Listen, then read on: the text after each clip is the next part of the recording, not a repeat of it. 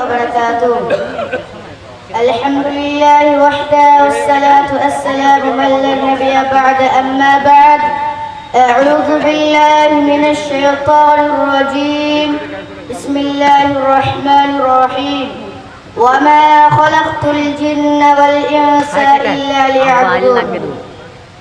শ্রদ্ধেয় সম্মানীয় আজকে সবার সভাপতি সাহেব এবং বিচারক মণ্ডলী এবং আমার সামনে বসে থাকা ছোট বড় ভাই ও বোনেরা, আমি আপনাদের সামনে যে বিষয়টি নিয়ে উপস্থিত হয়েছি সেটি হচ্ছে ধর্ম।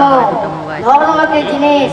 ধর্ম কি কেবল আসমানে থাকবে, না কেবল জমিনে থাকবে, না কেবল সূর্যই থাকবে, না কেবল চন্দ্রই থাকবে, না কেবল বাতাসেই থাকবে, না কেবল বৃষ্টিতেই থাকবে, না কেবল হাওয়াতেই থাকবে, না কেবল আগুনেই থাকবে।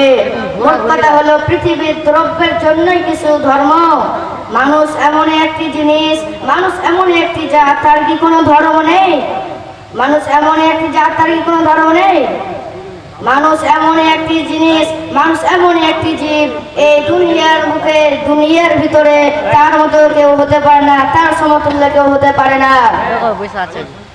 মহান আল্লাহ পাক রব্বুল আলামিন সূরা আল ইমরানের মধ্যে বলেছেন, সূরা নম্বর 3 পারা নম্বর 3 আয়াত নম্বর 19 এর মধ্যে বলেছেন, ইন্নাদ দীনা ইনদাল্লাহি ইসলাম, নিশ্চয় মহান প্রভুর কাছে সর্বোত্তম ধর্ম হলো ইসলাম। এই আয়াত থেকে আমরা বুঝতে পারলাম যে আমাদের ধর্ম আছে, আমাদের ধর্ম আছে, মানুষের ধর্ম আছে। মানুষ ধর্ম ছাড়া চলতে পারে না, মানুষ ধর্ম ছাড়া বেকার। বর্তমান সময়ে আমরা বিনা ধর্মে চলাফেরা করছি। যার ধর্ম নেই তার কোনো মূল্য নেই।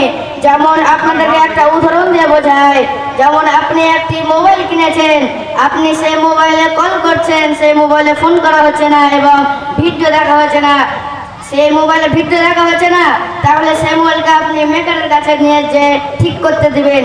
ঠিক করার পরেও যদি সেই মোবাইলে যদি কাজ না করে, তাহলে আপনি সেই মোবাইলটিকে ধরে ধরে চুমু খাবেন, সেই মোবাইলটিকে আপনি ছুঁড়ে ফেলে দিবেন। মোট কথা হলো প্রত্যেকটি জিনিসের, প্রত্যেকটি বস্তুর ধর্ম আছে। যেমন মোবাইলের ধর্ম হলো ভিডিও দেখা, কল করা এবং ইত্যাদি ইত্যাদি। তেমন মানুষের ধর্ম আছে। যেমন মানুষের ধর্ম, আপনাদেরকে মানুষের ধর্মের দিকে নিয়ে যায়। আমাদের ধর্ম হলো মহান আল্লাহ পাক রব্বুল আলামিনের ইবাদত করা। যে মহান আল্লাহ পাক রব্বুল আলামিন আমাকে আপনাকে খাবার দেয়, রিজিক দেয়, সে মহান আল্লাহ পাক রব্বুল আলামিনের ইবাদত করা। মহান আল্লাহ পাক রব্বুল আলামিন সূরা যারিয়াতের মধ্যে বলেছেন, সূরা যারিয়াত 27 নম্বর পারা 51 নম্বর সূরা আয়াত নম্বর 56 এর মধ্যে বলেছেন, ওয়ামা খালাকতুল জিন্না ওয়াল ইনসা ইল্লা লিয়াবুদুন, আমি জিন এবং মানুষকে সৃষ্টি করেছি শুধুমাত্র আমারই ইবাদত করার জন্যই। এই আয়াত থেকে আমরা বুঝতে পারলাম যে আমাদের ধর্ম আছে। মহান আল্লাহ পাক রব্বুল আলামিন আমাদেরকে শুধু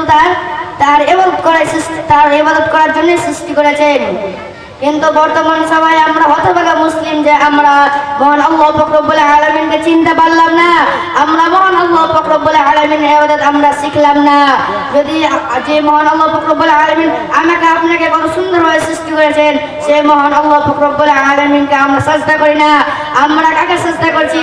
আমরা পীরের মাজারে গিয়ে আমরা সাজদা করছি।